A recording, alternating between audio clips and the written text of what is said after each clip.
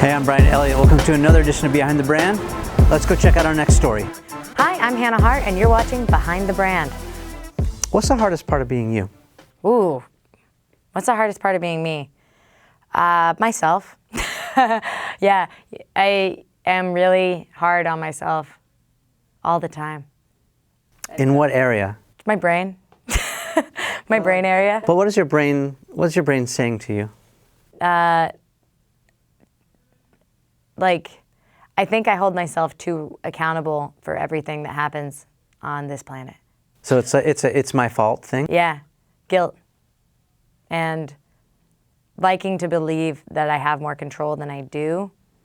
And then even knowing that, it's like, why would you even think that? Like I have a pretty negative voice in my head about myself, and I'm working really hard to talk to it, not silence it, because that's another negative action. It's like, shut up. No, it's like, hey, what's up, buddy? Feeling a little stressed? Do you need a nap? Yeah. Yeah, it's dancing with it, right? Yeah, it is. You know what? It's so funny you say that, because there's a chapter in Buffering called Shadow Boxer, which is actually about coming to terms with my sexuality. It's about the LGBT journey, coming from a very conservative background.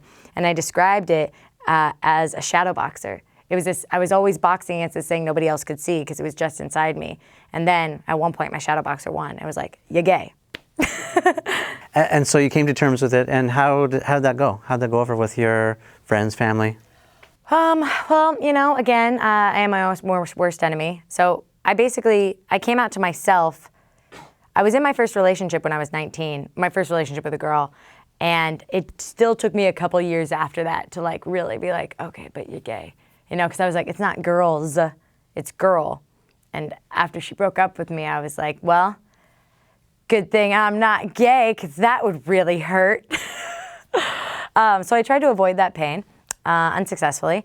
And then, so about 2 years later, I kind of came out to myself, came to terms with my sexuality. And then when I was 24, I started coming out to my extended family and outside of my inner circle. After you come out to yourself, you're pretty much right away coming out to your close friends and your found family. Yeah. But from there, around 24 is when I came out to the other people in my life. And then from there, when I moved to New York, it was like coming out every time you meet somebody. I was in this new office, just got to New York. People be like, oh, wow, so do you have a boyfriend back home?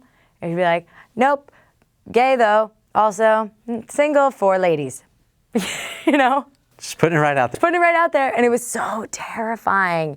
It's so funny to think back on how I felt, but I was terrified. It's like I would start to sweat when people would ask me, got weekend plans? Can I try and meet some guys new to New York? And I would just be like, I'm gay.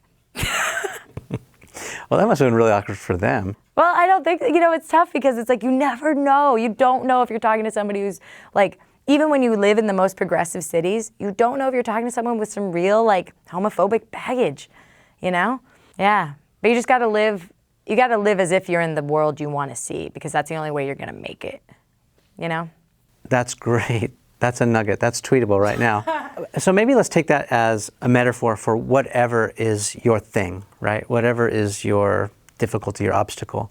How do you, you talked about just putting it out there, but what do you do when you meet the resistance? I don't accept that, or that's not cool with me, or no, I'm not into that, or, again, whatever your thing is, what's your advice? I think and maybe this is just, the only way I can understand the world is the way my brain is in the world.